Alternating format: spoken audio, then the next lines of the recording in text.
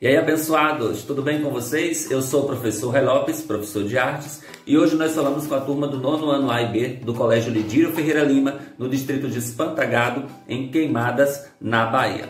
Bom, pessoal, na segunda unidade nós trabalhamos aí sobre arte e manchas urbanas, né? Falamos um pouco aí sobre a Eduardo Severino, Companhia de Dança. Nós estamos iniciando agora a nossa terceira unidade, certo? E nós vamos lá para a unidade 2 do nosso livro, onde tem como tema central: a arte pode tornar estranho o que é familiar, certo? E vamos estar falando sobre arte e estranhamento. Então vou pedir que você pegue o seu livro Telares, para que a gente possa fazer aí a introdução agora dessa nossa unidade, certo? A abertura dessa nossa unidade, aí na página 98. E não esquece, se você está aqui em nosso canal pela primeira vez, se inscreve no canal, clica no sininho para receber as notificações e dá aquele joinha em nosso vídeo. Vamos lá então? Bom, na página 98 e 99, nós temos aí uma imagem de abertura e temos um texto aí, certo? Temos como tema central aí o questionamento, a pergunta norteadora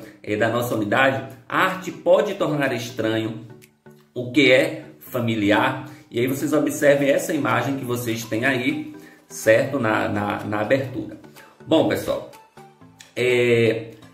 como eu já falei, a nossa aula de hoje tem como pergunta norteadora, não nossa aula de hoje, na verdade, a nossa unidade tem como pergunta norteadora: a arte pode tornar estranho o que é familiar? Bom, nossa aula hoje será sobre estranhamento, né? E a relação com a vida e a natureza. Bom, nesse capítulo, nessa unidade, vocês vão conhecer um pouco sobre as produções e obras de arte que causam estranhamento, né? Nós iremos discutir então o significado desse termo e a sua relação com a arte. Eu sei que vocês devem estar aí se perguntando: o que seria esse estranho, né? O que seria esse familiar, né? O que tem a ver esse estranhamento em relação à arte e à intervenção na natureza. Então nós estamos aqui para poder desvendar, né, o que seria esse estranhamento dentro da arte.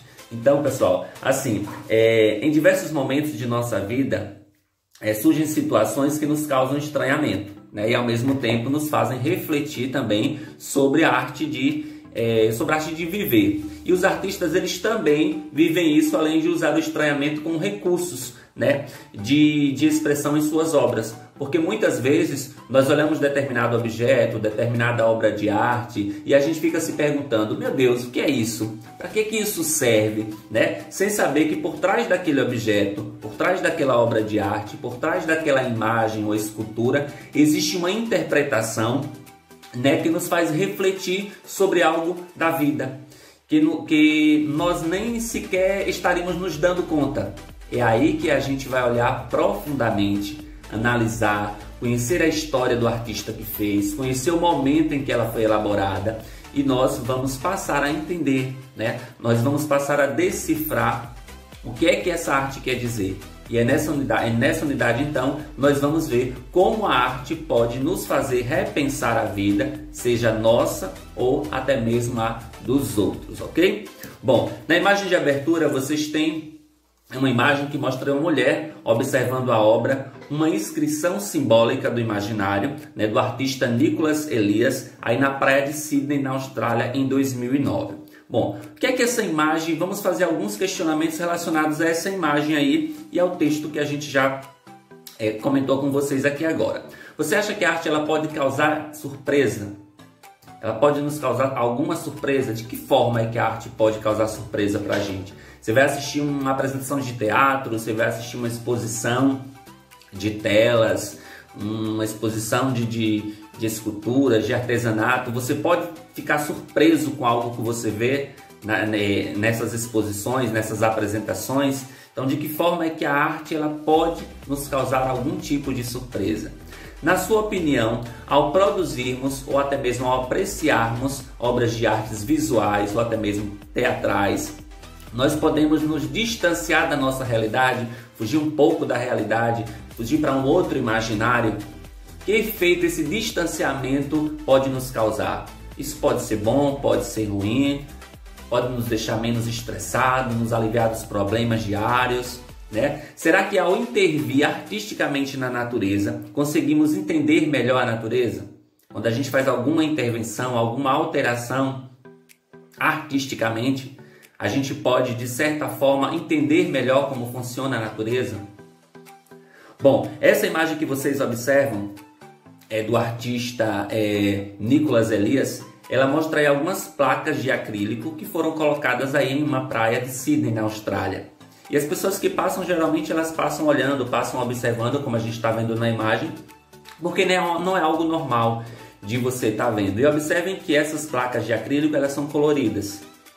E ao refletir os raios solares, elas produzem uma sombra também colorida, o que não é comum a gente ver sombras coloridas. Então isso nos causa um estranhamento, né? E a intenção do artista é justamente isso, é despertar o interesse, a atenção de quem está passando pela praia. Não é comum você ver placas de acrílico numa praia, né? Principalmente placas de acrílicos coloridas que, de certa forma, estão refletindo ali sombras coloridas também na areia da praia. Então isso chama a atenção, desperta a atenção, na verdade, das pessoas que estão circulando ali pela praia. E aí quando a gente fala no estranhamento, nesse estranhamento, a pergunta norteadora do nosso tema, da nossa aula a arte pode tornar estranho aquilo que é familiar. O que seria esse estranho? O que seria esse familiar?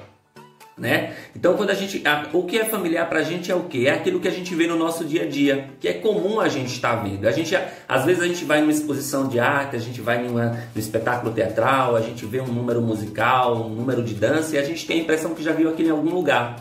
Ou seja, é familiar para a gente. Eu já vi isso em algum lugar. Eu conheço isso de algum lugar. Isso me lembra algo, ou seja, é algo que é familiar. Então a arte pode tornar estranho aquilo que nos é familiar, algo que é comum no meu dia a dia. A arte pode fazer com que aquilo fique estranho, que eu passe a observar aquilo com outro olhar, com outra perspectiva, né? Então, pode ou não, a gente vai ver isso no decorrer do nosso assunto. Se a arte pode ou não tornar estranho o que pra gente ela é familiar. Bom, e aí quando a gente fala de estranhamento, o estranhamento foi um termo utilizado pelo artista russo Viktor Shklovsky em seu trabalho A Arte como Processo, né? Nesse trabalho ele questiona o conceito de mimese defendido por Platão, né? Platão acreditava que a arte ela devia imitar a realidade, fazer exatamente o que existe na realidade, igual, né? E já para Shklovsky, a arte deve causar estranhamento, para que as pessoas possam valorizar igualmente aquilo que é belo e aquilo que é feio. Então aí o pensamento de Shklovsky já bate de frente com o pensamento de Platão. Platão acredita que a arte deve imitar a realidade, já Shklovsky acredita que a arte deve causar esse estranhamento, para que as pessoas passem a valorizar igualmente tanto o que é belo, que é considerado belo, quanto aquilo que é considerado feio, certo? E o estranhamento para Shklovsky seria então o efeito criado pela obra de arte literária para nos distanciar ou estranhar de certa forma em relação ao modo comum como nós aprendemos o mundo e até mesmo a própria arte, que seria trabalhando apenas com a realidade. Então, trabalhando com o estranhamento, isso nos permitiria entrar numa dimensão nova, né? Só visível para o olho estético ou também artístico, né? Para ele, o estranhamento seria uma missão da ficção. Por que seria essa missão da ficção? Porque quando a gente descreve um objeto na ficção, o nosso objetivo não é descrever exatamente como ele é na realidade, porque na realidade a gente já tornou aquilo comum, é corriqueiro, é um hábito ver aquele objeto e nem ligar mais para aquele objeto. Exemplo, se você vê uma cadeira, passa e vê uma cadeira no meio da rua, normal. Se você passa e vê uma escultura de uma pessoa lá, de um prefeito, de um presidente, de uma pessoa famosa, é normal. Se você passa na rua e você vê uma mesa na frente de uma casa, é normal.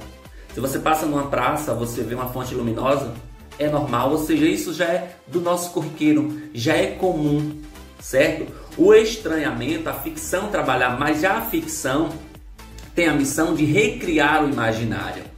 Imagina aí se eu coloco numa cadeira no meio da rua e em cima dessa cadeira eu coloco uma pessoa de cabeça para baixo, uma escultura com uma pessoa de cabeça para baixo, eu já vou chamar a atenção. Se eu coloco em cima dessa cadeira uma árvore, eu já vou chamar a atenção. Por quê? Porque isso não faz parte da realidade. Não faz parte do cotidiano das pessoas ver uma cadeira, uma árvore em cima de uma cadeira ou uma cadeira em cima de uma árvore, ou seja. Então isso já vai despertar. Então esse estranhamento, né, é pegar algo que está no cotidiano das pessoas e descrever de uma forma diferente, de uma forma que as pessoas nunca tenham visto antes. Então, para Cliscóvicles, essa seria a função da arte. É despertar nas pessoas aquele interesse em ver algo que não é corriqueiro, que não é natural estar vendo todos os dias. Certo? Bom, e aí vocês têm uma imagem que vocês podem estar vendo justamente isso, né? Essa obra de arte aí realista, né, do artista australiano Ron Muecker, exposta aí na Pinacoteca do estado de São Paulo. A gente está vendo aí o que? Um recém-nascido. É comum a gente ver recém-nascido, lógico. Muito comum, mas é comum você ver ele nessa proporção, nesse tamanho. Observe que tem pessoas observando a exposição e o tamanho dessa criança aí, dessa escultura realista, né, produzida por esse artista australiano, ela é gigantesca comparada ao tamanho das pessoas. Observe que as pessoas estão ali praticamente em miniaturas, observando essa exposição. Então isso causa estranheza. Causa estranhamento para quem está observando, chama a atenção porque não é comum. Então, por mais que essa seja uma obra realista, ela causa estranhamento pela proporção, pelo tamanho, pela dimensão da obra e pela perfeição também. É óbvio, a perfeição, a realidade que essa obra traz acaba causando estranhamento. É fora do normal um artista conseguir produzir com tantas características uma criança renascida como se fosse algo perfeito, da natural, criado pela natureza, certo? Essa outra imagem que vocês observam aí é de Les Domiciles de Pablo Picasso.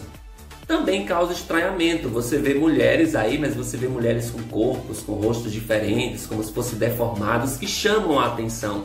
Então não é uma imagem de uma mulher perfeita, bonita, com corpo, com silhuetas perfeitas. A gente percebe aí detalhes que vai nos chamar a atenção porque nos causa estranhamento, certo? Então a arte, ela está trazendo aí, nessas obras aí, um estranhamento, certo? Bom, e o que se espera de uma obra de arte? Quando vocês imaginam uma obra de arte, vocês esperam o que dela? Beleza? Familiaridade? Uma obra fora dos padrões, ela pode ser considerada arte? Essas duas imagens que vocês acabaram de ver aí, vocês consideram elas artes? As obras que vocês acabaram de ver desses dois artistas podem ser consideradas como artes? As pessoas podem expressar então situações e ideias inusitadas e reagir a elas de diferentes formas ao observar essas obras de artes que nos causam estranhamentos. E o que é que a gente vai fazer agora? A gente vai fazer uma experimentação rápida, que está aí na página de vocês, na página 100, certo? E explorar algumas dessas situações que nos causam estranhamento, certo? Na página 100, então, do livro de vocês tem a seção experimentação, do lógico ao ilógico. E aí vocês têm uma sequência de imagens de uma situação cotidiana, corriqueira, natural, né? Que acontece naturalmente. Você vai tomar a sua água, é comum que às vezes a gente lave o copo e que depois guarde o copo no armário. Essa é a sequência lógica, certo? Você não vai guardar o copo para depois lavar, para depois tomar a água. Geralmente você toma a água, você lava o copo e você guarda o copo no armário, certo? Essa é uma situação lógica. Mas eu tenho uma outra imagem aqui e eu queria que vocês fizessem o seguinte, observassem, ela está numerada de 1 a 5, certo? Mas essa não é a sequência correta. E eu queria que vocês tentassem descobrir qual é a sequência lógica, né, dessas ações aí, que fazem parte do nosso cotidiano também. Mas eu quero que vocês tentem descobrir qual é a lógica. Aí a imagem 1, aparentemente aí está guardando as roupas no armário, no guarda-roupa. A imagem 2 passando ferro, gomando, né, a roupa. A imagem 3 está estendendo a roupa no varal para secar. A imagem 4 está dobrando as roupas. E a imagem 5 está lavando as roupas. Eu quero saber qual é a sequência correta. Então eu quero que vocês observem detalhadamente aí e vão lá nos comentários, certo? Escreve lá nos comentários a ordem correta. Qual é a ordem correta que você acha aí? O que é que vai acontecer primeiro? O que é que vai acontecer por último aí? Qual é a sequência lógica dessas ações? É a 3, a 4, 2, 1 e 5? Então você vai copiar lá embaixo nos comentários. 3, 4, 5, 2. Então comenta lá e a gente vai depois falar para vocês na nossa próxima aula qual seria então essa sequência lógica, né, dessas ações aí, certo? Bom, a seguir a gente tem aí na página do livro de vocês, na página 102, um trecho do texto dramático de Esperando Godot, do irlandês Samuel Beckett, de 1906 a 1989, né? E aí a gente vai tentar também fazer uma interpretação a partir da leitura desse texto aí de Godot. Então, a arte pode mostrar o absurdo? Esperando Godot. Nós temos dois personagens dialogando na cena, certo? Stragon e Vladimir. Bom, Stragon fala: o que a gente faz agora? Vladimir: não sei. Stragon: vamos embora. Vladimir: a gente não pode. Stragon: por quê? Vladimir: estamos esperando Godot. Stragon: é mesmo. Vladimir: eles mudaram bastante. Stragon: quem? Vladimir: aqueles dois. Stragon: é isso. Vamos praticar conversação. Vladimir: não é verdade que mudaram muito? Stragon: muito provável. Todos mudam. Só nós que nunca chegamos lá. Vladimir: provável? É certo que um dia. Você prestou atenção neles? Stragon: devo ter prestado, mas não os conheço. Vladimir: conhece? É claro que conhece. Stragon: conheço nada. Vladimir: nós dois conhecemos. Vá por mim. Você esquece tudo, a menos que não sejam os mesmos. Stragon: justo. Por que não os reconhecemos? Vladimir: isso não quer dizer nada. Eu mesmo fiz que não os reconheci. Além disso, ninguém nunca nos reconhece. Bom, esse aí é apenas um trecho do espetáculo, do texto aí, Esperando Godot, um espetáculo teatral. E aí, a partir da leitura desse texto aí, que impressões as falas dos personagens lhe causaram? Lhe causaram alguma... O que é que essas reações lhe revelam? Segurança, estranheza, indecisão, incerteza, confusão. Qual é a sensação que você tem ao ler esse trecho? Que tipo de comportamento os personagens apresentam na situação do trecho lido? Você percebe algo absurdo nesse texto aí? A arte pode mostrar algo absurdo? O que é que de absurdo tem nesse texto? Nesse trecho, né? Dessa leitura desse texto aí dramático, um texto teatral aí. Bom, pensem, reflitam e vocês vão estar me respondendo isso depois na nossa atividade, ok?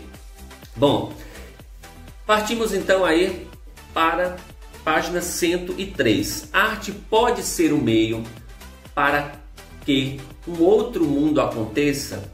Bom, existem diversos artistas que buscam surpreender e encantar o público, muitas vezes com a participação de todos. O objetivo desses artistas por meio de suas obras, causar uma sensação de surpresa e até mesmo sensibilizar o público, né? Levando a refletir sobre o tema da obra, parando o tempo cotidiano, alterando o modo como as pessoas percebem o local ou até mesmo as situações costumeiras, certo? Bom, em outras palavras, nós podemos dizer que as artes, como as teatrais e as visuais, elas podem ser excelentes meios para causar um certo mal-estar e ao mesmo tempo levar a imaginação para muitos lugares e tempos, até mesmo aqueles que não existem, locais que não existem, tempos que não existem. A arte então nos chama a atenção, ela nos envolve e nos encanta, permitindo que o nosso pensamento caminhe por lugares muitas vezes compreendidos como impossíveis. mas nada é impossível para nós, pois nós temos a capacidade de imaginar e de criar. Então muitos artistas eles têm, de certa forma, o objetivo de nos provocar esse estranhamento, de nos levar para um mundo desconhecido, certo? Então a arte pode ser o meio para que um outro mundo aconteça? Sim. Quantas vezes a gente assiste a um espetáculo, a um filme, a uma série, e a gente naquele filme, naquela série, naquele espetáculo, naquele musical, naquela apresentação de teatro, naquela exposição, a gente viaja para um outro mundo, para um mundo desconhecido, né? Para um mundo que está no imaginário do autor e que passa a fazer parte do nosso imaginário também, certo? E aí vocês têm duas imagens aí na página 103. A primeira delas é a escultura de neve, instalação do escultor e fotógrafo francês Alain Bernège, em Montevetro, nos Alpes franceses, né? Essa imagem aí de 2010. O que é que a gente observa nessa imagem aí? A gente observa uma escultura, né? Feita exclusivamente de gelo. O artista ele tem uma intenção aí. Qual seria a intenção do artista ao produzir essa escultura de gelo nos Alpes franceses?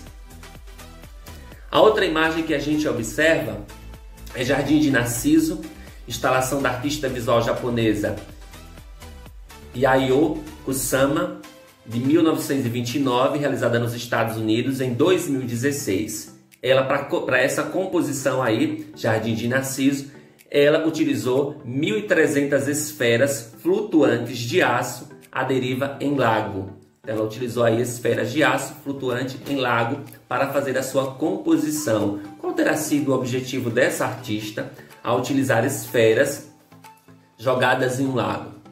Algum objetivo ela teve. Nós vamos descobrir depois qual foi esse objetivo, ok? Bom, como você acha então que essas duas obras aí retratadas elas foram criadas? De que forma elas foram criadas? Que tipo de interferência foi feita na natureza? Houve alguma interferência? Houve alguma modificação na paisagem natural?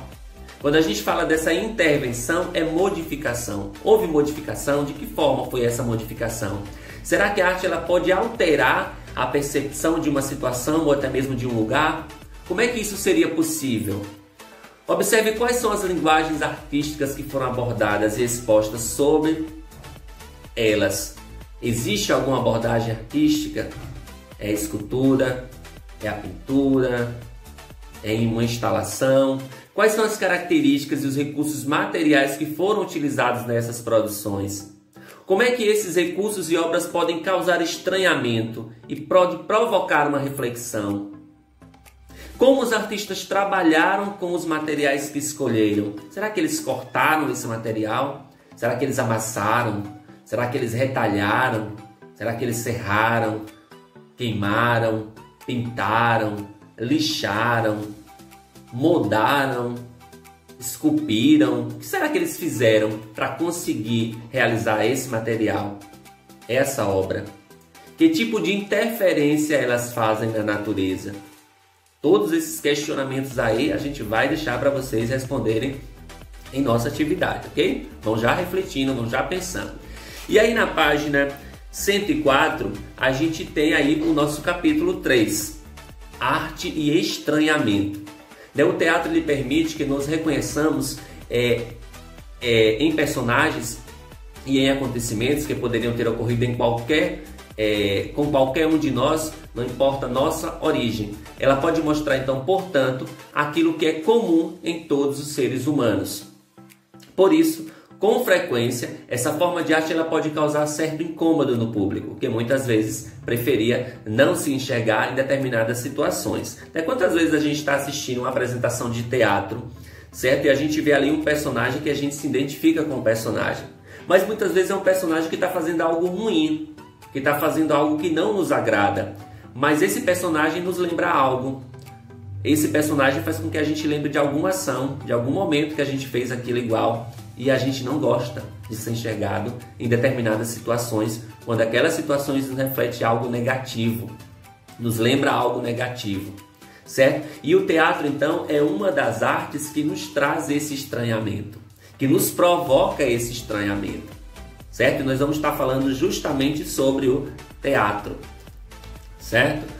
Bom, aí vocês têm uma imagem que está aí na abertura também, do capítulo 3, que é uma cena do espetáculo teatral Esperando Godot, que a gente comentou agora há pouco, um trechinho do espetáculo, do grupo Garagem 21, aí de São Paulo, em 2016.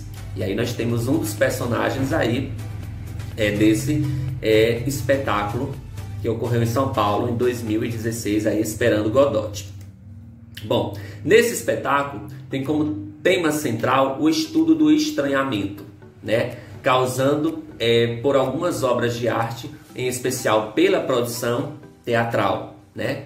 Esse estranhamento que é causado por algumas obras, mas que nesse contexto aqui está sendo especialmente causado pela produção teatral. O objetivo desse recurso poético e artístico é causar incômodo no público, né? Diante de uma obra que torna visíveis os paradoxos e até mesmo as contradições do cotidiano, que em geral nós acabamos naturalizando esses paradoxos e essas contradições. Ao mostrá-los em obra de arte, essas contradições, os artistas podem nos fazer refletir sobre as nossas atitudes, sobre as nossas ações e, consequentemente, nos transformar. A gente muitas vezes observa um comportamento dentro de uma apresentação que a gente costuma fazer isso corriqueiramente no nosso dia a dia e a gente percebe que aquilo é errado, que aquilo não é bonito e a gente tenta se corrigir e aquilo nos ajuda a nos transformar em pessoas melhores, certo? Bom, então uma comparação entre teatro, filme, cinema, programas de televisão, você pode questionar, por exemplo, se a presença física do ator e a proximidade com o palco são capazes de mudar a reação das pessoas. Quando a gente está assistindo um filme, quando a gente está assistindo uma apresentação teatral, um programa de TV, certo? A presença física do ator ali e a proximidade que a gente tem do palco quando a gente está assistindo a um teatro, por exemplo, ele pode mudar a relação das pessoas com a história contada. Você se envolve mais se você estiver ao vivo assistindo aquela apresentação. O teatro permite maior ou menor interação do público com a arte. Há algum modo da plateia participar dessas apresentações ou só quem participa das apresentações teatrais é exclusivamente os atores? Quando você pensa em um diálogo, o que lhe vem à mente? O que é um diálogo? É uma conversa lógica, objetiva ou é algo sem sentido? Você já ouviu alguma conversa que parecesse absurda? O que foi que você sentiu? Quando a gente fala de uma conversa absurda, você vê uma conversa sem pé sem cabeça, que lhe causa estranhamento. Às vezes a gente está, por exemplo, com os colegas, conversando naturalmente, e alguém conta ali algo que você acha que é absurdo, lhe causa estranheza. Você não acredita naquilo. Não acredito que fulano fez isso. Não acredito que isso aconteceu com você. Ou seja, aquilo lhe causa estranhamento. Então as conversas nem sempre são lógicas. O diálogo nem sempre é necessário que ele seja lógico, que ele tenha um sentido. Muitas vezes existem diálogos que são absurdos, que nos causam estranhamento, certo? E aí no teatro a gente pode ter esse tipo de diálogo? Pode, lógico que pode. Até porque o teatro, ele trabalha também com uma realidade, certo? E aí a gente fala um pouquinho sobre a arte do grupo Garagem 21, onde vocês têm aí, no livro de vocês aí na página 106, essa imagem aí da cena do espetáculo Esperando Godot, do grupo Garagem 21, em São Paulo, em 2017. Observem que a gente tem dois personagens aí, tem um cenário também, tem uma iluminação que acaba chamando a atenção e dando um efeito especial, né? E ao observar nas imagens a seguir, nós temos aqui uma outra imagem que a gente vai observar também do espetáculo Esperando Godot, do grupo Garagem 21, só que essa em 2016 também em São Paulo, dois personagens, o cenário aí muito parecido com o cenário anterior, certo? E o que é que a gente observa nessas imagens aí do espetáculo teatral Esperando Godot, na montagem do grupo Garagem 21? Esse espetáculo ele estreou em 2016. O texto original dessa peça aí foi publicado pela primeira vez em 1952 e foi escrito em 1949 por Samuel Beckett, um dos principais dramaturgos aí do século XX. E aí, quais são as primeiras impressões que a gente tem desse espetáculo aí Esperando Godot? Que elementos do cenário mais lhe chamaram a atenção? E por quê? Você acha que a peça se passa em um tempo, em um lugar específico? Você consegue identificar qual é esse lugar, qual é esse tempo? Esses personagens parecem reais, fictícios? E o cenário? Como é o figurino usado pelos atores? Que tipo de pessoas ele remete, né? Então os personagens deles parecem reais? O cenário expressa alguma atmosfera de sonho, de realidade? O figurino usado pelos atores tem alguma cor específica? São coloridos? É composto de calças compridas, bermudas, casacos, mangas longas? Eles usam chapéus, usam luvas? Como é composto o figurino? O que é que lhe chama a atenção no cenário? Por que ele chama a atenção? Todos esses questionamentos a gente vai estar cobrando a vocês na nossa atividade. Bom, pessoal, hoje nós fizemos então essa abertura aí sobre o nosso capítulo 3, né, falando sobre arte e estranhamento, certo? E lembrando que a pergunta norteadora do nosso capítulo é: a arte pode tornar estranho aquilo que é familiar? Certo? Bom, e aí a gente vai na próxima aula, a gente vai comentar com vocês aí um pouco mais aí sobre Esperando Godot, né, sobre esse espetáculo teatral, certo? E não esqueça, a gente para por aqui, não esqueçam de responder a nossa atividade proposta. Tenham um ótimo final de semana e até a nossa próxima aula. Fiquem com Deus.